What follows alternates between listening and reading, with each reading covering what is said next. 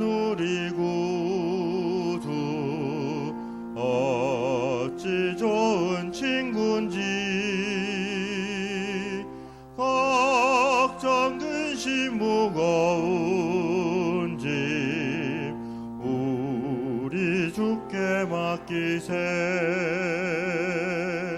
주께 고함 없는 고로 복을 받지 못하네. 사람들이 어찌하여 아랠 줄을 모를까. 시험 걱정 모든 괴로움 없는 사람 누군가. 부질없이 낙심 말고 기도드려 아뢰세. 이런 진실하신 친구 찾아볼 수 있을까. 우리 약함하시오니 어찌 아니하랄까. 근심 걱정 무거운 짐 아니 진자 누군가. 비난처는 우리 예수 주께 기도드리세. 세상 친구 멸시하고 너를 조롱하여도 예수 품에 안기어서 참된 위로받. 한 번 더 찬양하겠습니다. 죄짐 맡은 우리 구주 어찌 좋은 친구인지 걱정 근심 무거운 짐 우리 주께 맡기세. 주께 고함 없는 고로 복을 받지 못하네. 사람들이 어찌하여 아랠 줄을 모를까. 시험 걱정 모든 괴로움 없는 사람 누군가. 부질없이 낙심 말고 기도드려 아뢰세. 이런 진실하신 친구 찾아볼 수 있을까. 우리 약함하시오니 어찌 아니하랄까. 근심 걱정 무거운 짐 아니 진자 누군가. 비난처는 우리 예수 주께 기도드리세. 세상 친구 멸시하고 너를 조롱하여도 예수 품에 안기어서 참된 되니. 다 같이 일어나서 3절 한 번 더 찬양하겠습니다. 근심 걱정 무거운 짐 아니 진자 누군가 비난처는 우리 예수 주께 기도드리세. 세상 친구 멸시하고 너를 조롱하여도 예수 품에 안기어서 참된 위로 받겠네.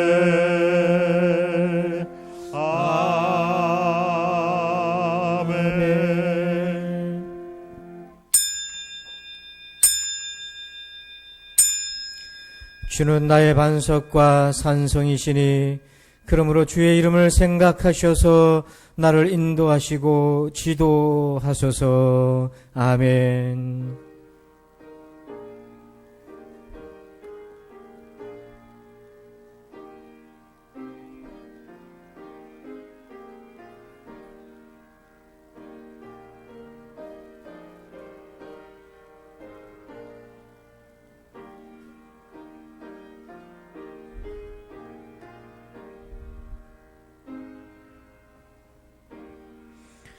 내가 든든히 서야 할 반석, 나를 지켜줄 산성이 누구옵니까? 오직 주 하나님이심을 고백합니다. 오셔서 혼돈 중에 있는 우리를 인도하시고 지도해 주옵소서. 우리의 예배를 기뻐 받아 주옵소서. 감사하며 예수님의 이름으로 기도합니다. 아멘. 우리 다 함께 찬송가 47장을 찬양드립니다.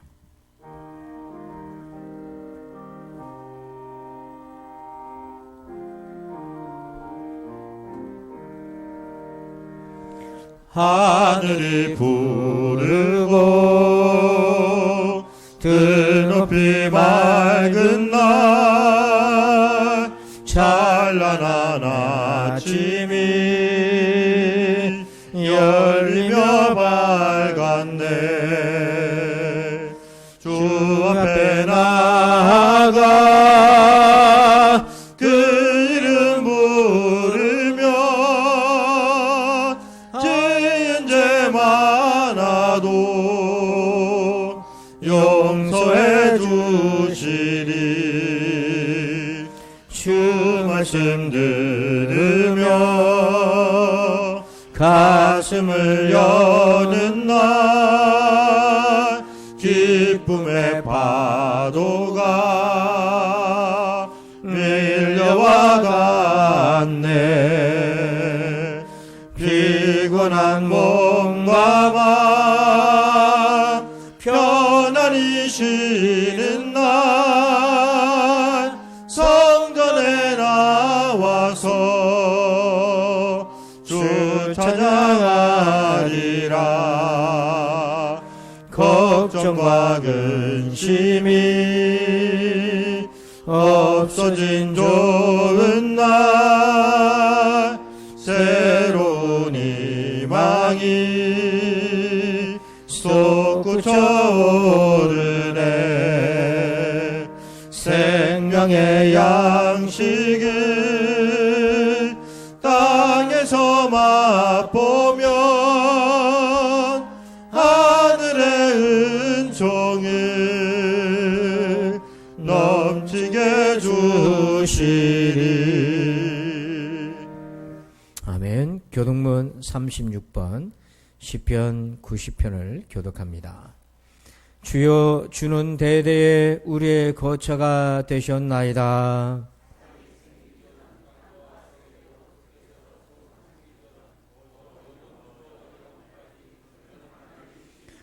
주께서 사람을 티끌로 돌아가게 하시고 말씀하시기를 너희 인생들은 돌아가라 하셨사오니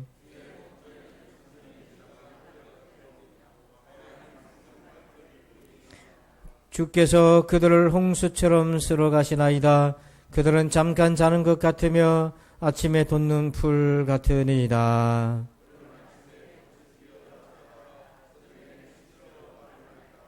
우리는 주의 노에 소멸되며 주의 분내심에 놀라나이다.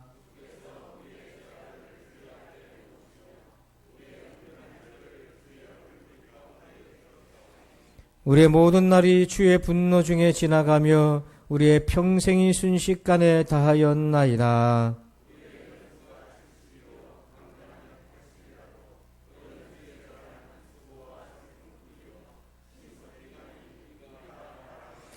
누가 주의 노여움의 능력을 알며 누가 주의 진노의 두려움을 알리까?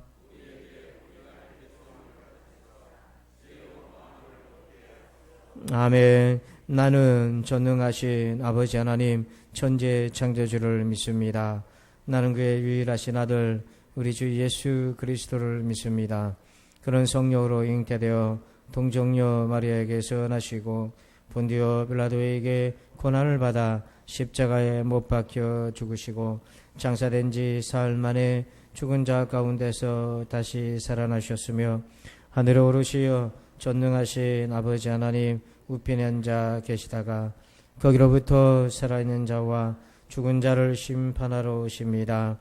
나는 성령을 믿으며 거룩한 공교회와 성도의 교제와 죄를 용서받는 것과 몸의 부활과 영생을 믿습니다. 아멘. 다 함께 자리에 앉으셔서 찬송가 366장을 찬양 드립니다.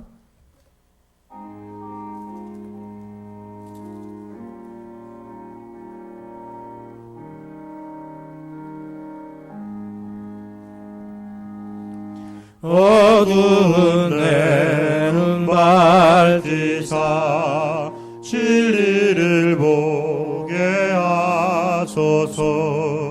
진리의 열쇠 내게 주사 참빛을 찾게 하소서. 깊으신 뜻을 알고자 엎드려 기다리오니 내 눈을 뜨게 하소서. 성령이여 막혀진 내 기억시사 주님의 귀한 음성을 이기로 밝히 들을 때에 내 기쁨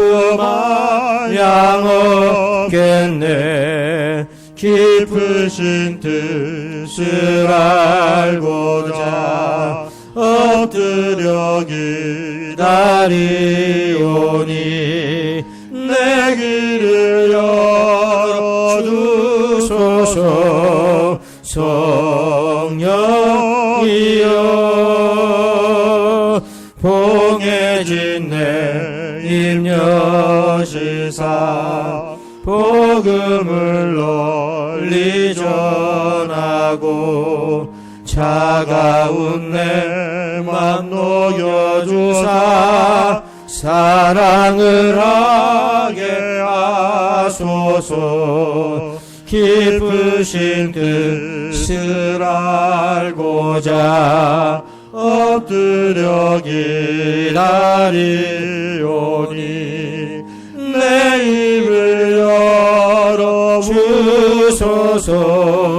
성령 1절만 먼저 하겠습니다.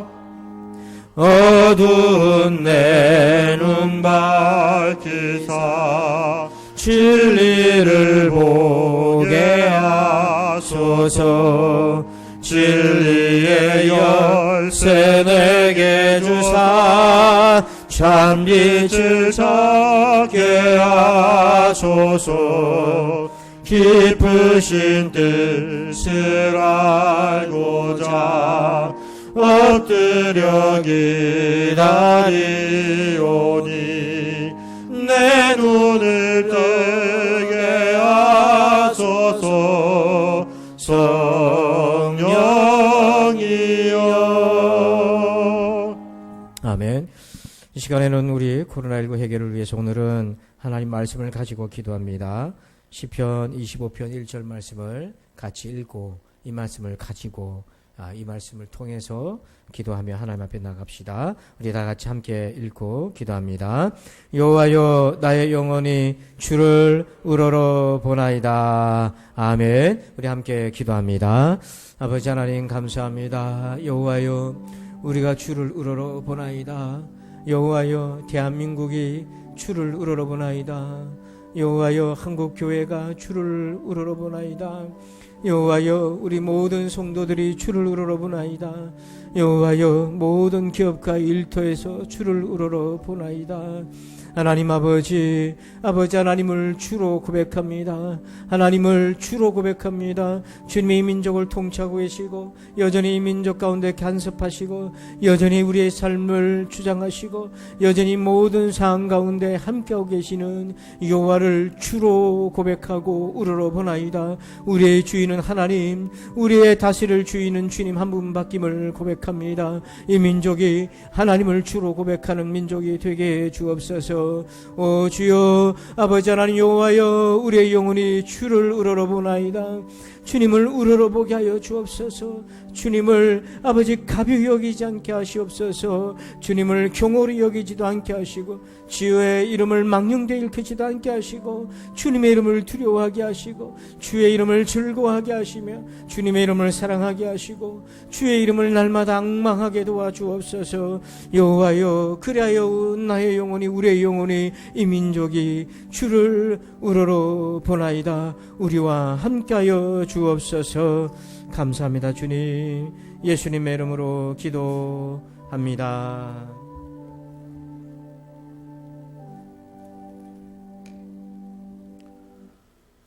저희를 늘 사랑하시는 아버지 하나님, 예정하신 거룩한 날에 바리새 감염의 위험이 있지만은 어려운 가운데서도 저희들을 모이게 하시고 예배하게 하시니 감사합니다.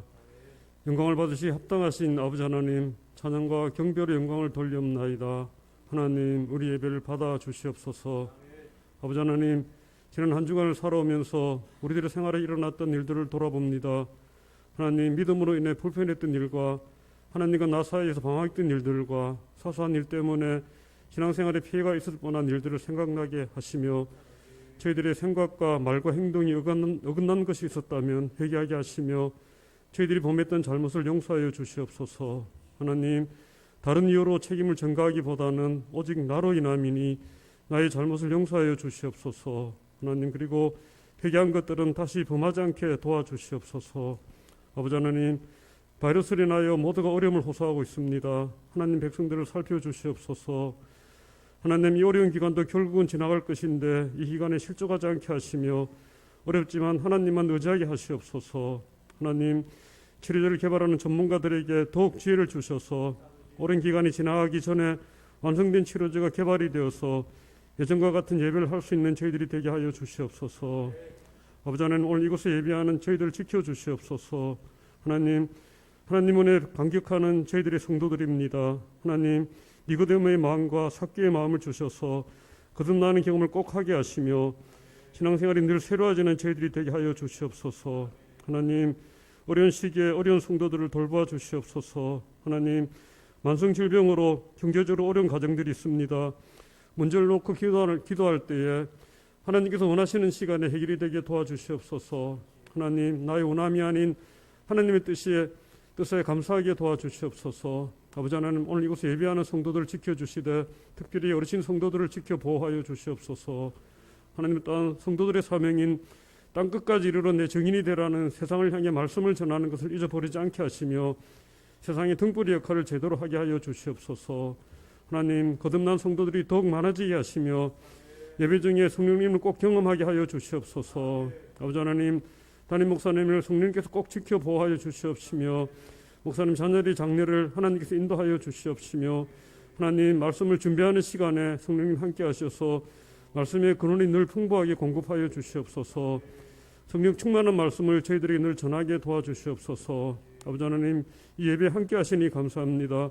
제 예배자들은 신령과 진정으로 예배하게 하옵시며 예배에만 집중하게 하시며 방해나 세력들을 물리쳐 주시옵소서. 성령님과 진리로 충만한 말씀을 목사님께서 대언하실 때에 듣는 길을 주셔서 우리들의 심령을 깨우치게 하여 주시옵소서.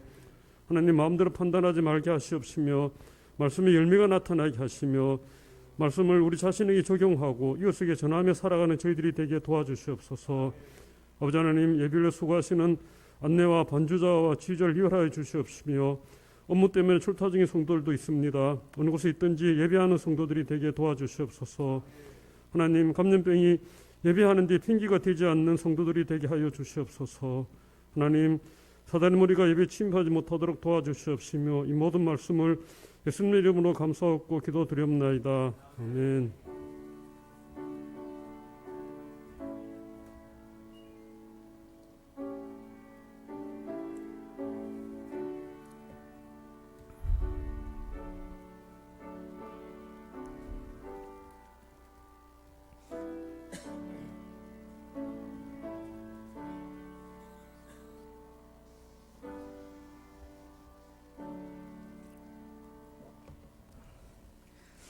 이 시간은 교회 소식을 말씀드립니다. 좌우에 계신 성도들과 인사합니다. 반갑습니다. 인사할까요?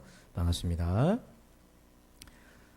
예, 좌우를 거리를 잘 두시기를 바랍니다. 오늘은 오순절 후 21번째 주일로 지키고 있습니다. 또한 10월달 선교 헌신 예배도 겸해서 드리고 있습니다. 여러분 앞에 있는 현수막을 주목해 주십시오. 11월 1일부터 21일까지 21일간 다니엘 저녁 기도회가 있습니다. 전국에서 12,000여 교회가 함께 하는데요. 저녁 8시부터 10시까지 정확하게 시간을 지켜서 진행이 되는데 작년에 우리가 처음으로 참여를 했습니다. 은혜를 많이 받았는데 이 다니엘 기도회는 간증 기도회입니다. 간증과 찬양과 기도회를 하게 됩니다. 그리고 이 기간 동안에는 새벽기도 대신에 저녁 기도회로 모이니까 여러분들께서 꼭 특별히 기도할 수 있는 좋은 기회로 삼으시길 바랍니다. 교회에서 진행하겠습니다. 우리 카톡 온라인 목장 예배를 진행 중에 있습니다. 매주 금요일 11시에 목장별로 여러분 자료를 받으셔서 혼자서 예배하시기 바랍니다.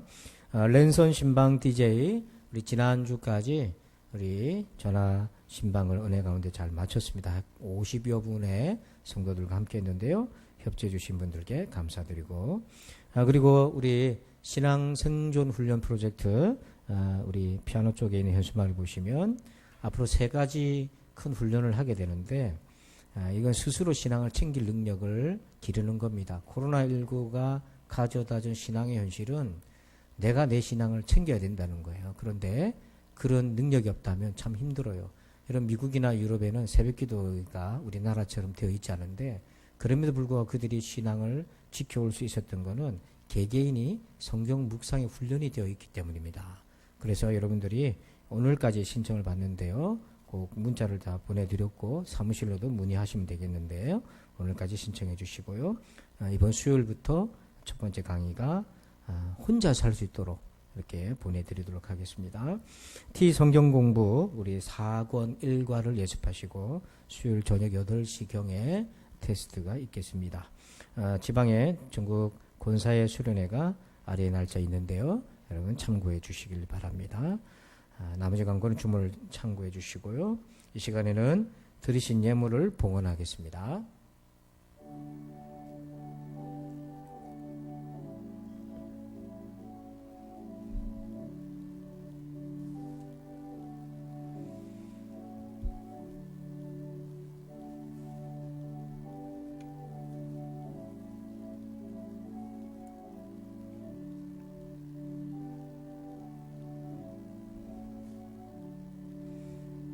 기도합니다. 여호와여, 우리가 주를 우러러 보나이다. 그 힘들었던 광야를 살아나오게 하신 분이 하나님이심을 기억합니다. 우리는 또한 코로나19의 광야를 지나가고 있습니다. 이 광야 또한 살아나게 하실 분도 하나님이심을 고백합니다. 우리 성도들을 한 주간 동안 인도해 주시고 지켜 보호해 주신 하나님 감사합니다. 우리가 하나님 때문에, 그리스도 때문에, 성령님 때문에, 삼위일체 우리 하나님 때문에 살아가고 있음을 고백합니다. 우리가 드리는 예물을 기뻐 받아 주옵소서. 하나님, 사랑 우리 부산진 성도들에게 복을 내려 주옵소서. 믿음의 복, 건강의 복, 사업의 복, 자녀의 복을 주옵소서. 아버지, 믿음의 복을 받아 하나님 사랑하게 하시고, 건강의 복 받아 하나님께 충성하게 하시고, 사업의 복 받아 하나님께 헌신하게 하시고, 자녀의 복 받아 하나님께 영광 돌리게 하여 주옵소서. 믿음의 대가 이어져가게 하여 주옵소서. 감사합니다. 아버지, 예수님의 이름으로 기도합니다. 아멘. 오늘 주시는 하나님 말씀 봅니다. 요한계시록 2장 8절에서 11절입니다. 신약성경 요한계시록 2장 8절에서 11절입니다.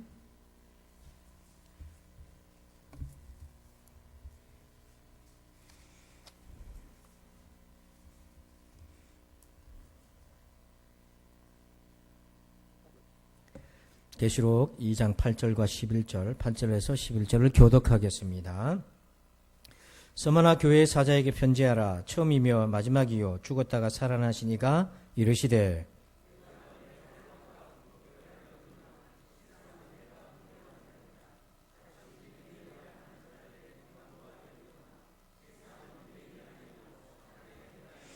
너는 장차 받을 고난을 두려워하지 말라. 볼지어다 마귀가 장차 너희 가운데서 몇 사람을 옥에 던져 시험을 받게 하리니 너희가 10일 동안 환난을 받으리라. 내가 죽도록 충성하라. 그리하면 내가 생명의 관을 내게 주리라.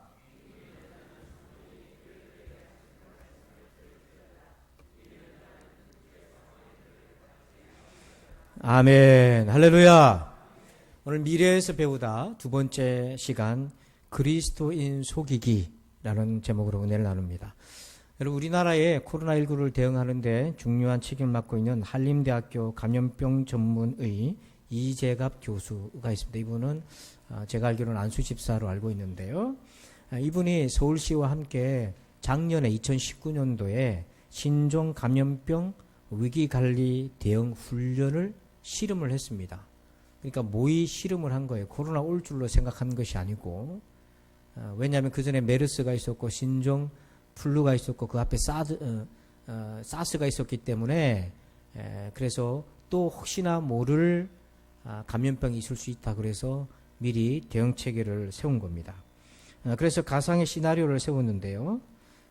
보면 2019년도 9월 1일에 신종플루엔자 확진자가 처음으로 국내로 들어오는 것을 가정했고, 그 다음에 10월 24일에는 확진자가 470명이 생기고 첫 번째 사망자가 발생한 걸로 가정을 한 겁니다.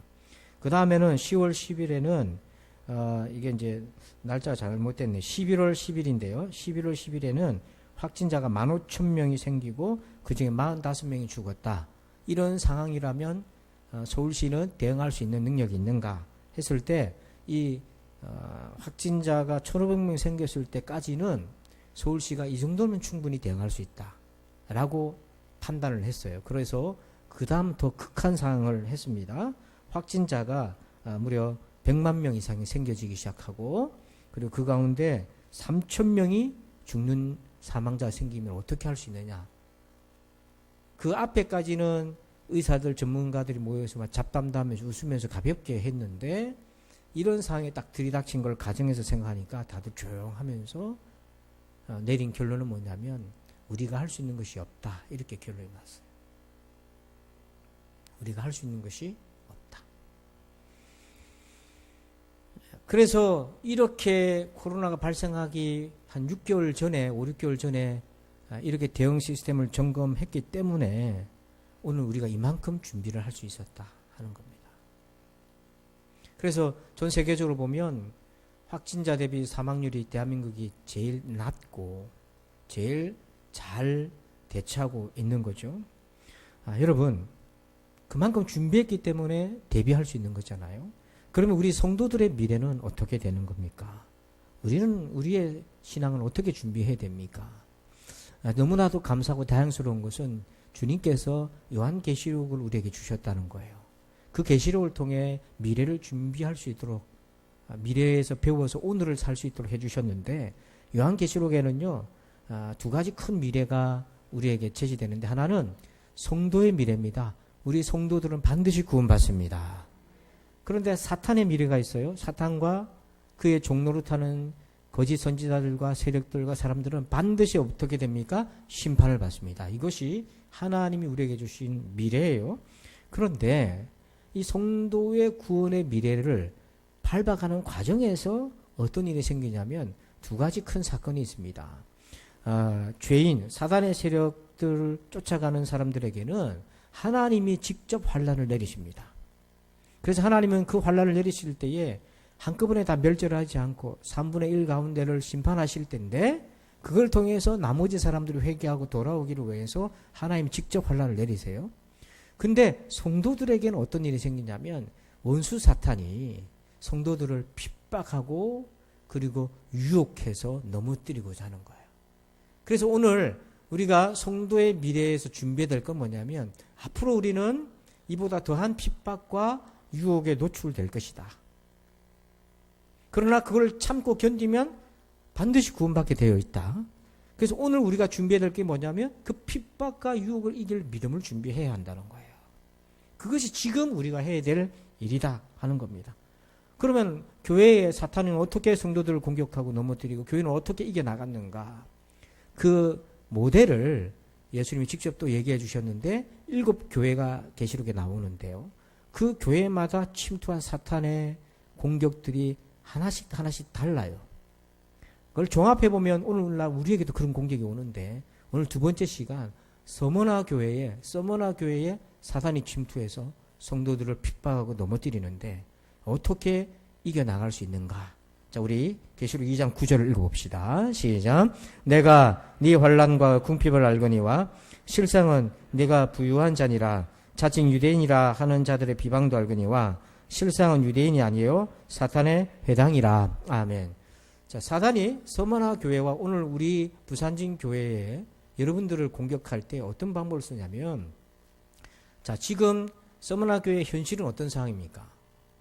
환난과 궁핍이에요. 두 가지가 같이 왔어요.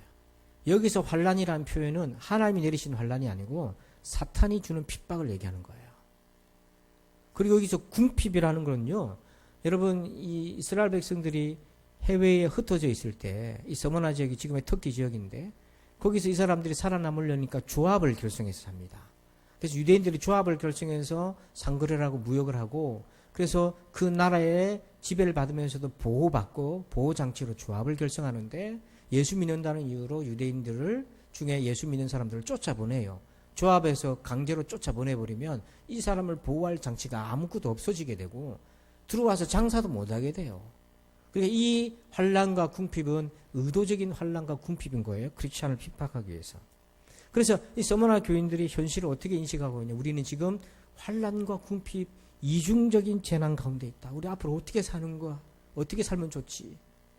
이것이 지금 서머나 교인들이 인식하고 있는 현실의 인식이에요. 바로 이것으로 속이는 겁니다.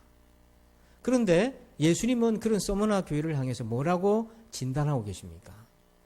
실상은 너의 지금 현실은 환난과 궁핍이지만 실상은 네가 뭐라는 거예요?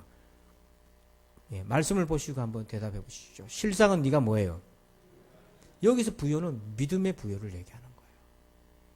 그러니까 여러분 자신들이 환경적으로 인식하는 것, 환난과 궁핍, 야 어떻게 앞으로 살지? 최악의 상황입니다. 그렇게 자기들이 진단하고 이해하고 있어요. 근데 예수님이 보실 때는 너희는 믿음에 부유한 자다. 이 인식 격차가 너무 크잖아요. 이 간극이 너무 크잖아요. 불일치하고 있잖아요. 주님이 우리를 보시는 것과 내가 나를 인식하는 것과 일치하지 않고 그 간극이 너무 커요. 이게 바로 사탄의 공격이라는 거예요. 서머나 교회뿐 아니라 오늘날 사단은 우리를 넘어뜨리기 위해서 우리 자신을 왜곡 이해하도록 만듭니다. 그래서 환난과 궁핍이라는 두 가지를 가지고 우리를 쪼그라들게 만들고 우리 자신을 잘못 이해하게 만들고 부정적으로 이해하게 만들어요. 여러분 자기 이해라는 게 어떤 겁니까? 자기 정체성도 있는데 자기 정체성은요 뭐냐면 내가 누구인가라는 걸 얘기하는 거예요. 그래서 우리는 누굽니까? 하나님의 자녀잖아요. 이게 자기 정체성이에요. 그러면 자기 이해는 뭡니까? 자기 이해는 내가 하나님의 자녀인데 그런데 그걸로 끝나는 것이 아니라 하나님의 자녀로서 나를 좀 입체적으로 이해하는 거예요. 하나님과 나와의 관계는 요즘 내가 어떤가? 하나님과의 관계 속에서 내가 하나님을 얼마나 더 알아가고 있는가? 하나님과 나와의 관계의 깊이가 얼마나 점점 더해져 가고 있는가? 이 관계적인 것을 조망을 할 수 있고, 그 다음에 세상에서 일어나는 일들을 내가 어떻게 성경적으로 이해하고 있나? 세상에 일어나는 코로나19와 같은 상황뿐만 아니라 여러 가지 나의 외부적 상황과 사건들을 내가 어떤 것으로 이해하고 있고, 그걸 어떻게 내가 바라보고 있는가, 믿음으로. 그리고 사람들은 나를 어떻게 여기고 있는가, 나는 사람들에게 어떻게 비춰지고 있는가, 이렇게 자기를 조망해보면서 보다 나은 인격으로 다듬어 갈 수 있고요. 자신도 자기를 이해하는 겁니다. 그래서 내 마음 나도 모를 때가 많지만 기도 가운데 내 마음에 뭐가 들어와 있는지, 하나님이 우리의 마음을 지으셨는데, 그래서 그 마음으로 우리가 일을 하는데 주님이 허리를 굽혀서 우리가 무슨 일을 하고 있는지 살펴보실 때에 우리의 마음이 일로 반영되는데, 지금 내 마음에 뭐가 있는지, 내 마음의 상태가 어떤지 내가 이해할 수 있어야 되는 거죠. 그런데 그리스도인으로서 이 자기 이해의 능력이 서툴거나 잘못되거나 삐뚤어지거나 왜곡되면 어떤 문제가 생기냐면, 하나님의 자녀인데, 그거는 분명한데 하나님의 자녀로서의 능력을 발휘하지 못하게 되는 거예요. 그래서 많은 사람들이 하나님의 자녀라고 하는 구원받은 은혜가 있음에도 불구하고 여전히 미숙하고 자라지 않고 두려워하고 주눅들고 쪼그라져 있는 이유가 뭐냐면, 하나님의 자녀이긴 하지만 하나님의 자녀로서 자신을 이해하는데 서툴고 왜곡되어 있기 때문에 그렇다는 거죠. 그거를 누가 그렇게 자꾸 뒤흔드는가? 사단이 그렇게 그 방법을 쓴다는 거예요. 그래서 우리가 자기 이해가 잘못되면 어떤 결과가 생기겠습니까? 계시록 2장 10절에 이렇게 말합니다. 너는 장차 받을 고난을 두려워하지 말라. 그러니까 이 서머나 교인들이 환난과 궁핍으로 자기를 이해하다 보니까 자기 이해가 쪼그라들고 하나님의 자녀로서의 그런 능력이 상실되면서 두려움이 엄습해 오는 거예요. 여러분, 신앙생활에 있어서 가장 큰 적은 두려움입니다. 우리는 하나님 한 분만 두려워하십시다. 하나님보다 다른 걸 더 두려워하지 마시길 바랍니다. 조심하는 거하고 두려워하는 건 틀려요. 왜냐하면 두려움이 우리 속에 들어오잖아요. 그러면 어떤 일이 생깁니까? 우리는 동물화됩니다. 동물화된다는 게 뭐냐면, 사람에게는 인격이라는 것이 있잖아요. 가치라는 것이 있잖아요. 그런데 두려움이 오면은 생존 본능에 붙잡혀요. 인간은요, 어떤 존재냐면, 자기가 죽을 줄 알고도 자식이 물에 빠졌으면 뛰어 들어가는 것이 인간입니다. 그런데 두려움에 사로잡히면 내가 살기 위해서라면 뭐든지 할 수 있는 사람이 돼버려요. 그게 두려운 거예요. 자기가 두려움에 사로잡히면 살아남기 위해서 무슨 일도 할 수가 있어요, 인간이. 그 무슨 일도 할 수 있는 것 중에 하나가 뭐냐면 하나님도 버릴 수 있어요. 하나님도 외면할 수 있어요. 믿음도 버릴 수가 있고요. 그동안 우리가 몸에 배웠던 신앙적인 거룩한 습관, 그거 하나 몸에 배이기가 얼마나 힘듭니까? 근데 그것도 버릴 수 있어요. 뭐 때문에? 두려움이 나를 엄습해 오면.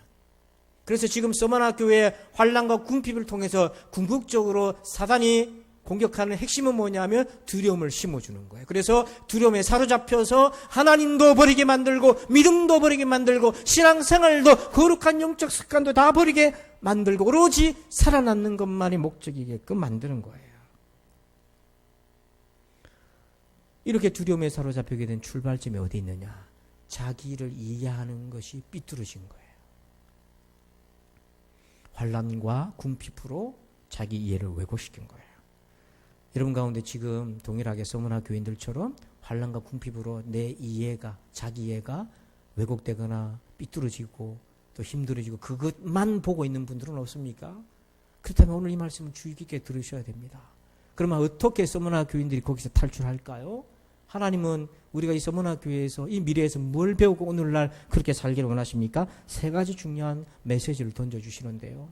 이걸 잘 받아 먹으시길 바랍니다. 첫 번째로요, 제목을 읽어봅니다. 시작.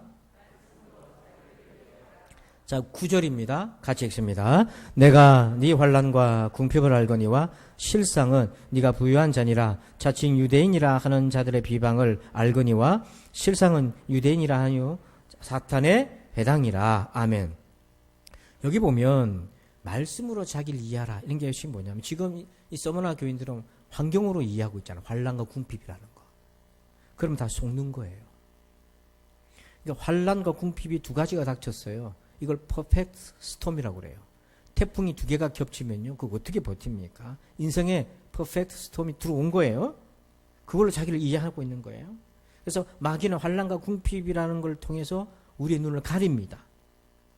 실상 우리가 어떤 존재인지를 가려버려요. 상황으로 우리 자신을 이해하도록 교묘하게 속여요. 근데 그렇게 속아가지고 있는 서머나 교인들에게 예수님이 뭐라고 얘기하시냐면 실상은 네가 부유한 자니라. 실상은 네가 부유한 자니라. 여러분, 이게 서머나 교인들에게 주시는 말씀이 아니에요. 서머나 교회를 통해 우리에게 주시는 거예요. 실상은 네가 부유한 자니라. 여기 실상이라는 말은 우리 성경에 의역을 한 겁니다. 의역을 한 건데 원래 의미는 뭐냐면 but, 그러나 이런 뜻이에요. 네가 지금 환란과 궁핍 때문에 네 자신을 미래를 암울하게 이해하고 있지만 현재와 미래를 그러나 아니야. 실상은 네가 믿음에 부유한 자야라고 예수님이 말씀으로 깨워주시는 거예요. 여러분, 말씀은 우리의 영혼을 깨웁니다. 말씀을 듣고 깨어나시길 축원합니다. 말씀은 우리의 영혼을 깨워요. 여러분, 말씀 생활 접어놓고 살아보세요. 영혼이 잠들기 시작합니다. 말씀은 우리의 영혼을 깨우는데 왜 그러냐면 내가 스스로 깨우치지 못하기 때문에 그런 거예요. 환란과 궁핍에 내 눈이 멀어서 내 오늘과 내일은 불투명한데 내가 어떤 존재인지를 보지 못하는 거예요. 아무리 앉아있어도 한숨을 쉬어도 내가 믿음에 부유한 자야 실제로는 그걸 못 보는 겁니다. 그래서 주님이 깨워주시는 거예요. 그러나 네가 믿음에 부유한 자라고 우리를 깨워주시는 거야. 그래서 제가 말씀을 먹자고 얘기한 거잖아요. 이 하나의 말씀을 나의 주시는 말씀을 받으시기를 축복합니다. 그러면 여러분, 이들에게는 어떤 믿음의 부유함이 있었을까요? 어떤 믿음이 있었을기에 실상은 네가 부유한 자야 라고 말씀하셨을까요? 계시록에 보면 서론의 1장에 계시록 서론인데 거기에 하나님이 주님이 자신을 시간별로 이렇게 계시하십니다. 1장 8절에 보니까 주 하나님이 이르시되 나는 알파요 오메가라, 이제도 있고 전에도 있었고 장차 올 자요 전능한 자라 하시더라. 여기 보면 시간별로 하나님이 얘기하셔요. 이제도 있고, 이거는 지금이잖아요. 현재. 전에도 있었단 말은 과거고, 그리고 장차라면 미래잖아요. 그러면 하나님은 과거, 현재, 미래, 그 시간의 공백 없이 우리와 함께하고 계시다는 겁니다. 그러니까 저와 여러분의 인생에 하나님은 과거에도 나와 함께 하셨고 지금도 함께 하시고 앞으로도 함께 하실 겁니다. 자, 이렇게 계시록 서두에 하나님이 자신을 시간으로 계시하고 소개해 주셨어요. 근데 서머나 교회에 주님이 자신을 소개할 때 비슷하지만 이렇게 말씀하십니다. 2장 8절을 같이 읽어봅시다. 시작.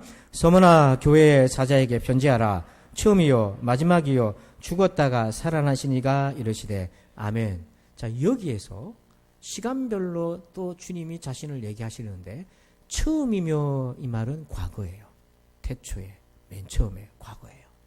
그리고 마지막은 미래를 얘기하는 거예요. 그럼 현재는 어디가 있습니까? 지금은. 지금을 뜻하는 그 부분은 뭐라고 소개되고 있습니까? 죽었다가 살아나신 이가.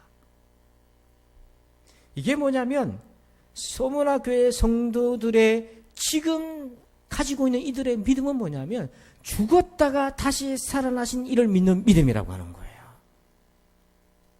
그냥 전에도 계시고 지금도 계시고 앞으로 계실 분이 아니라 지금 서머나 교인들이 가지고 있는 믿음의 실체는 죽었다가 살아나신, 다시 살아나신 이를 믿는 믿음으로 그들이 살고 있었다는 거예요. 이 믿음이 부요한 믿음의 실체라는 거예요. 이것을 깨워주시는 거예요.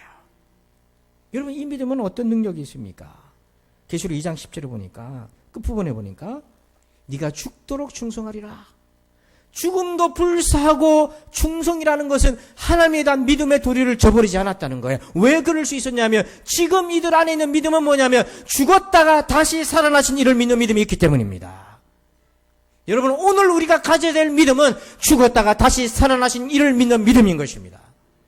여러분에게 이 믿음이 있기를 축복합니다. 왜냐하면 사단은 그의 최종적 무기가 있는데 그게 죽음이에요. 죽음이라고 하는 무기를 가지고 오면 그 어떤 인간들도 당해낼 수가 없어요. 다 굴복하게 되겠어요.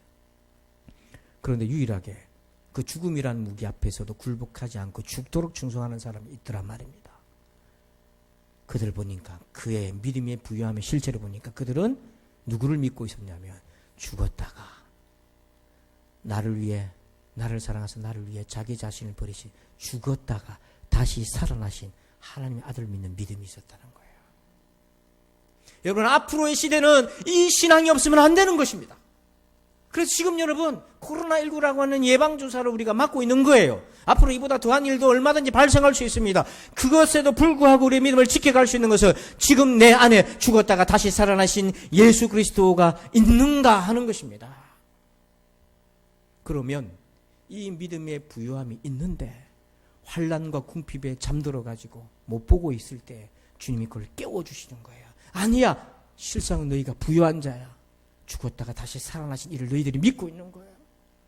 그래서 이 말씀을 빗대어서, 이 말씀을 의지해서 이렇게 얘기합니다. 이 믿음으로 깨어난 사람은 죽음 따위가 나를 겁박하다니. 저는 쉽게 얘기하는 것이 아니에요. 죽음이 우리에게 얼마나 무거운 주제입니까? 그러나 죽었다가 살아나신 이가, 그분의 인격이, 그분의 능력이 내 안에 머물고 역사하는 사람은 죽음 따위가 어떻게 나를 겁박할 수 있느냐 하고 헤쳐나갈 수 있는 거예요. 저는 우리 부산진 성도들이 저를 비롯해서 이런 믿음으로 무장하기를 축복합니다. 지구촌교회 원로 목사님이신 이동훈 목사님이 얼마 전에 둘째 아들을 먼저 보냈습니다. 50대 됐는데요. 여러분, 아버지가 아들을 먼저 보냈다는 거 얼마나 마음이 아팠겠어요. 그분의 장례식에서 손양한 목사님이 또 아들을 잃어버렸을 때 9가지 감사를 한 것을 자기가 적용해서 10가지 감사를 이렇게 고백했어요. 여러분들이 아들을 잃어버린 부모라고 생각하고 들어보십시오. 아들이 암에서 해방되어 감사합니다. 아들이 하나님의 영광의 나라에 입성할 수 있어 감사합니다. 유모가 있던 아들로 인해 부부가 기쁨을 누리게 해주셔서 감사합니다. 한순간도 불평 없던 그의 아내와 손자를 남겨주셔서 감사합니다. 어려서부터 게임을 좋아하더니 게임 회사 변호사가 된 것도 감사합니다. 아들의 고통을 통해 예수님을 내어주신 하늘 아버지의 고통을 알게 해주셔서 감사합니다. 수많은 암 환자들과 연대할 수 있어 감사합니다. 자식을 잃은 수많은 분들의 마음을 알 수 있어 감사합니다. 전 세계 수많은 중보 기도자들과 함께 할 수 있어 감사합니다. 아들이 간 천국을 더 가까이 소망할 수 있어 감사합니다. 여러분, 이 믿음이 어디서 나왔을까요? 죽었다가 다시 살아나신 이가 그분의 마음속에 계시고 그 주님이 우리의 마음에도 있습니다. 이 믿음이 부유함의 본질인 거예요. 바라기는 정말로 여기 있는 우리 성도들이요, 죽었다가 다시 살아나신 예수님, 부활의 주님을 꼭 만나시기를 축원합니다. 두 번째는요, 제목 읽읍시다. 시작. 계시적 안목을 가지라. 자, 우리 9절 말씀을 한 번 더 읽어봅시다. 내가 내 환난과 궁핍을 알거니와 실상은 네가 부유한 자니라. 자칭 유대인이라 하는 자들의 비방도 알거니와 실상은 유대인이 아니요 사탄의 회당이라. 아멘. 여러분, 우리가 그리스도인들이 세상을 어떻게 받아들이고 이해하느냐, 그게 굉장히 중요합니다. 왜냐하면 그 이해의 정도에 따라서 지금 내가 어떤 자세를 취해야 될지를 결정하기 때문에 그래요. 지금 보니까 유대인이 핍박하고 비방하고 있잖아요. 여기 비방은 자기들끼리 안 좋은 소문 내는 정도가 아니고 그 정부에다가, 그 시에다가 저 크리스찬들은 이 시에 해악을 일으키는 존재라고 거짓말과 온갖 모함을 해서 그 시로부터 발을 딛지 못하도록 쫓아내버림을 당하도록 만들었다는 얘기인 거예요. 그런데 이 유대인들이 왜 같은 동족 유대인들을 핍박했겠습니까? 우리 생각에는 민족주의적 관점 혹은 율법을 지키지 않기 때문에 종교적인 갈등이라고 생각할 수 있잖아요. 그래서 동포가 안에 갈라져가지고 저렇게 생각하고 있잖아요. 우리가 남북한이 갈라져서 이게 어떤 사상이 다르고 그래서 우리가 이렇게 갈라져서 분단했다, 이렇게는요 안 믿는 사람들도 그렇게 판단하고 생각하잖아요. 근데 예수님이 뭐라고 얘기했냐면, 실상은, 앞에 실상은 한번 나왔잖아요. 우리가.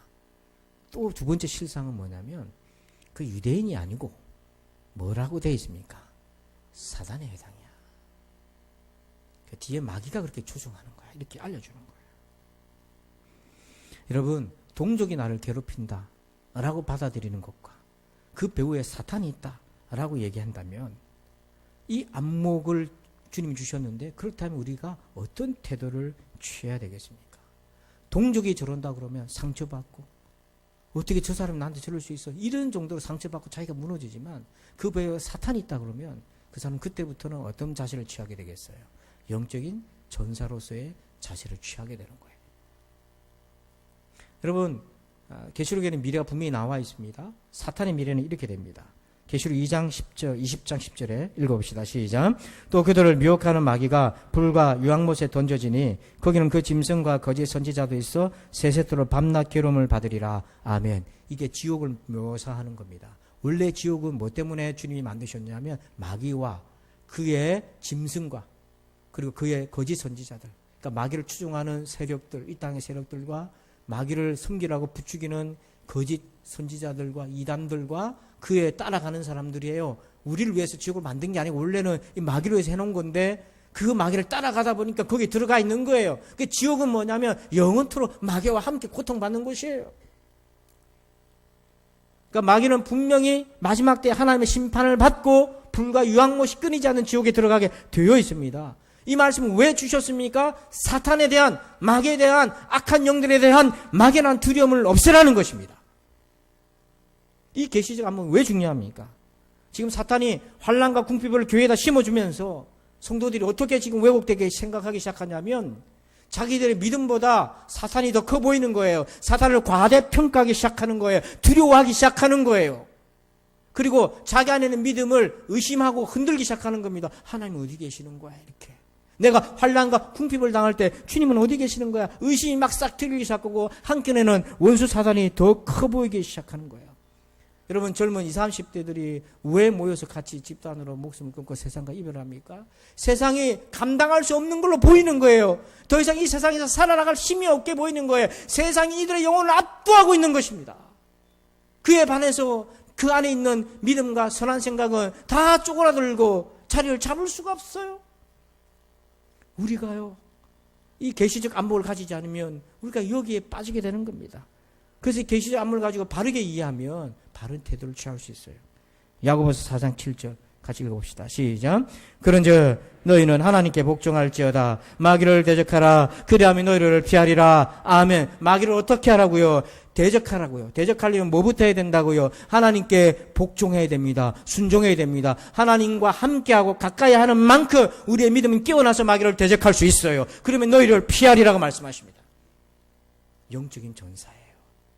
이런 사람은 기도하기 시작해요. 이런 사람은 겉으로 비춰지는 것에 속지 않고 하나님을 바라보기 시작해요. 마귀는 피하게 돼 있어요. 우리가 마귀보다 월등한 능력이 있어서가 아니라 우리 뒤에 누가 계시는 겁니까? 하나님이.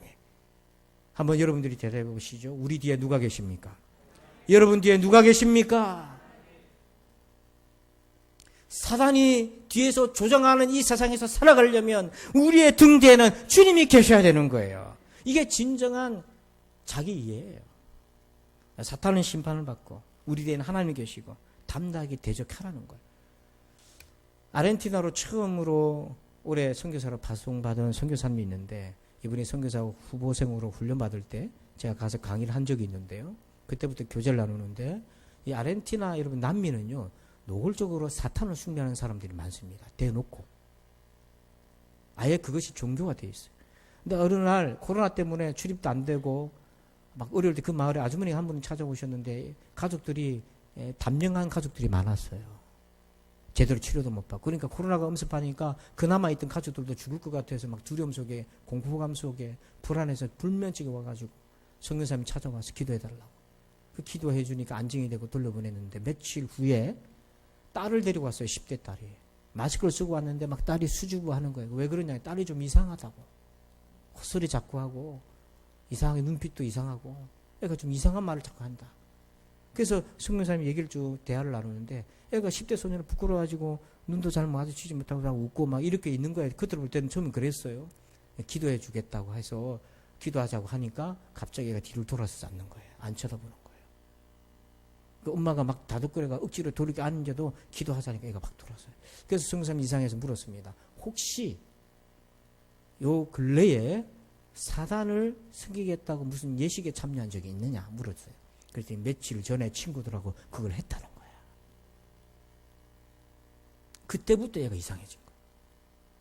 그래서 선교사님이 통역해 주는 분하고 아직 그 이제 말이 익숙지 않으니까 통역해 주는 분하고 같이 기도를 하는데 좀 이상하더래요. 이렇게 눈을 떠서 보니까 마스크를 써서 눈빛만 보이는데 조금 전에 수주부 하던 10대 아이가 아닌 거예요.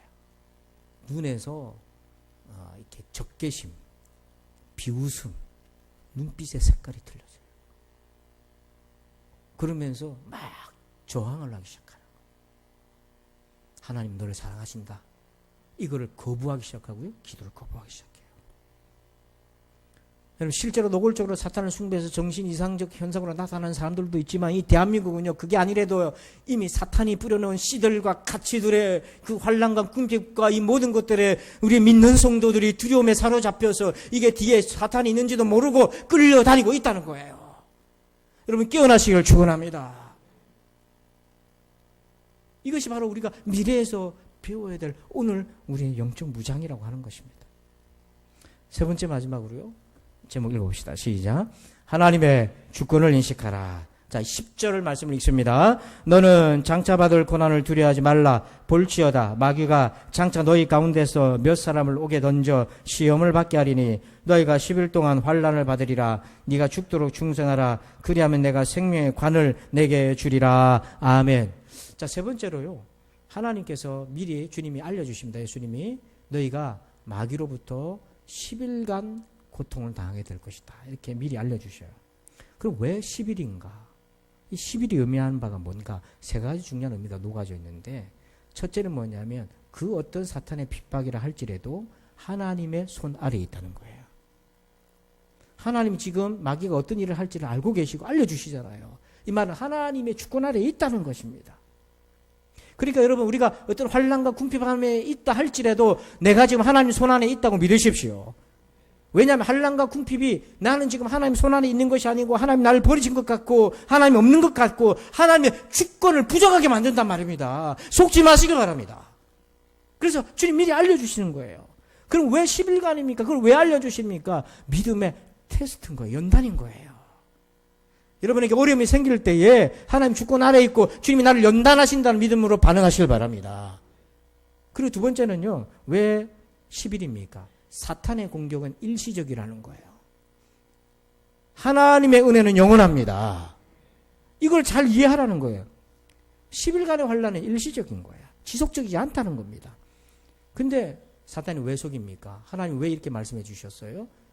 10일이 영원할 것처럼 자꾸 보게 만드는 거예요. 건강한 자기 이해를 하는 사람과 병든 자기 이해를 하는 사람은 자기에게 주어져 있는 일들을 설명하는 마음의 관점과 양식이 좀 틀려요.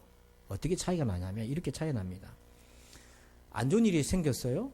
병든 자기 이해를 하는 사람은 어떻게 받아들입니까? 항상 그래 나는. 여러분 여기는 아멘 하면 안 되는 거예요. 고개를 끄덕하신 분들은 무슨 말인지 알아듣겠다 이렇게 날 받아들일게요. 아멘으로 받아들이면 안 돼. 안 좋은 일이 터졌어요. 그러면 어떻게 병든 자기 이해가 있는 사람들은 내 인생은 맨날 그래. 이러면 어떻게 됩니까? 내일도 어떻게 비춰져요? 불안한 거예요. 이거를 예기불안. 불안한 일이 일어나지도 않았는데 미리 자기가 예상해서 선불로 땡겨와가지고 미래가 나한테 불안을 줄 것도 아닌데 탈락 미리 대출받아가지고 지금 불안을 키우고 있는 거예요. 이게 병든 자기예요. 오늘 여러분 가운데 막연하게 내일도 나 안 될 거야 이런 생각이 있습니까? 이 시간에 예수님의 이름으로 떨쳐버리시길 축원합니다. 근데 건강한 사람들은 어떤 거냐면 일시적인 거야. 살다 보면 그럴 수 있는 거고 또 이런 계기를 통해서 내 믿음을 돌아보면 되는 거고 안 믿는 사람들도 그렇게 생각하는 거야. 근데 놀랍게도 시편에 제가 요즘 시편을 묵상하고 있는데 시편에 이 믿음이 건강한 사람은 어떻게 바라보냐면 시편 30편 5절에 같이 읽어봅시다. 시작. 그의 노염은 잠깐이요 그의 은총은 평생이로다. 저녁에는 울음이 깃들지라도 아침에는 기쁨이 오리로다. 아멘. 이 시인의 건강한 영성을 보세요. 하나님의 노여움 진노는 뭐라고요? 잠깐이고 그의 은총은 뭐라고요? 얼마나 건강합니까? 저녁에는 내 인생이 울음이 깃들을지라도 아침에는 뭐가 올 것이다? 병든 사람들은요, 저녁에 울음도 아침 눈 뜨는 것도 울음이고 다음날도 울음이고 이렇게 자꾸 자기가 스스로 땡겨서 생각합니다. 그러나 건강한 믿음의 사람은 하나님이 진노하셔도 그건 잠깐이고 그분의 은혜는 영원한 거야. 이렇게 현실을 받아들이는 거죠. 그래서 주님이 지금 주관하고 계시다. 그리고 세 번째 11의 의미는 뭐냐면 성숙의 기회로 삼으라는 거예요. 훈련과 성장의 기회로 삼으라는 겁니다. 자, 여러분, 우리 앞에 말씀 한번 봅시다. 다시 그 계시록 2장 10절 말씀을 보면 2장 10절에 죽도록 충성하라. 그 부분 한번 보세요. 여러분, 죽도록 충성하는 믿음이 언제 서머나 교인들에게 만들어집니까? 예? 언제 죽도록 충성하는 신앙이 만들어져요? 환난을 통해서 만들어져요. 즉 죽을 것 같은 상황에서 죽도록 충성하는 믿음이 나오는 것입니다. 우리가 흔히 헌신 예배할 때 죽도록 충성한다고 그랬을 때 그거 공수표로 남발하는 게 얼마나 많습니까? 근데 진짜 죽도록 충성하는 신앙은 언제 나오냐면 내가 죽을 것 같은 상황에서 만들어지는 거예요. 그래서 이 10일간의 환난을 통해서 어떤 사람 튕겨져 나가버리는 겁니다. 지금도 많은 사람들이 교회를 떠나고 튕겨져 나가버립니다. 코로나를 핑계로 삼아서. 그동안 믿음을 좀 가져보려고 애썼던 사람들은 떨어져 나가고 그나마 조금만 있던 믿음도 다 떨어져 나가버리고 두려움 세계로 사로잡혀서 다 떨어져 나가버리고 있어요. 그럼 어떤 사람은 그 이전보다 더 믿음이 깊어져요. 저는 이번이 한국교회를 하나님이 새롭게 하실 기회다. 죽도록 충성할 믿음의 사람을 일으키실 것이라 믿습니다. 우리 부산진 교회에 죽도록 충성할 일꾼들이 나기를 축원합니다. 이건 일하라는 것이 아니에요. 이 충성이라는 것은 하나님에 대한 믿음을 저버리지 않는다는 것입니다. 뭘 일을 하라는 게 아니라 하나님에 대한 내 믿음을 저버리지 않는 거예요. 죽음이 와도 나는 예수님 부정하지 않습니다라는 거예요. 이 말씀을 기록하고 난 이에 60년 뒤에 서머나 지역에 순교자가 나왔어요. 누가 나왔냐면 폴리캅이라고 하는 주교가 순교자가 나왔는데 믿음을 버리고 예수를 부정하면 살려주겠다. 그렇지 않으면 불에 태워 죽이겠다. 근데 이 폴리캅이라고 하는 그 노 주교가 이렇게 고백해요. 내가 86년간 하나님을 섬겨왔는데 예수님을 섬겼는데 그분은 단 한 번도 나에게 잘못하신 것이 없다. 그런데 내가 어떻게 내 왕이신 나를 구원하신 그리스도를 내가 버릴 수 있겠느냐. 죽도록 충성했고 그는 불에 태움을 받아 순교하게 됩니다. 우리는요 불에 조금만 뛰어도 난리가 나죠. 악 소리가 나면서부터 달려가면 화장실을 달려가든지 싱크대로 달려가서 찬물을 틀고 막 이거 흉터 안 나려고 애를 써요. 그런데 여러분 온몸을 불에 묶인 채로 죽도록 충성하는 믿음은 죽을 수밖에 없는 고난의 상황에서 만들어져요. 왜냐하면 죽었다가 다시 살아나신 이를 믿는 믿음이 그의 안에 있었기 때문인 거죠. 여러분 그렇다고 너무 두려워하지 마세요. 제가 비장하게 말씀을 전했지만 계시록을 보면요. 시간 나실 때 계시록을 한번 천천히 다시 보면 계시록의 분량에 압도적으로 많은 분량이 뭐냐면 사단과 그의 짐승과 거짓 선지자와 죄인들을 향한 하나님의 심판의 내용이 압도적으로 많습니다. 그러니까 하나님이 때가 악할수록 하나님이 더 역사하신다는 거예요. 그러나 우리에게 주어져 있는 것은 바로 이 믿음을 지키는 거예요. 그러므로 오늘 미래에서 배웁시다. 어떻게 그리스도인의 자기의 능력을 가지겠어요? 말씀으로 자기를 이해하십시오. 계시적인 안목을 가지십시오. 하나님의 주권을 인정하십시오. 기도하겠습니다. 아버지, 속지 않게 하여 주옵소서.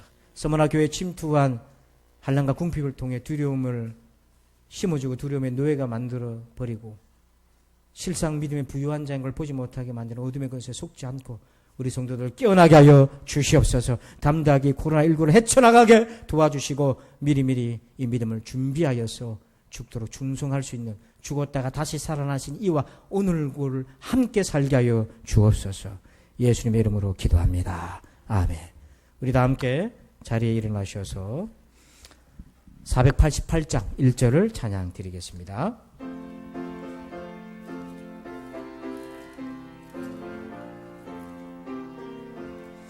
이 몸의 소망 무언가 우리 주 예수뿐일세.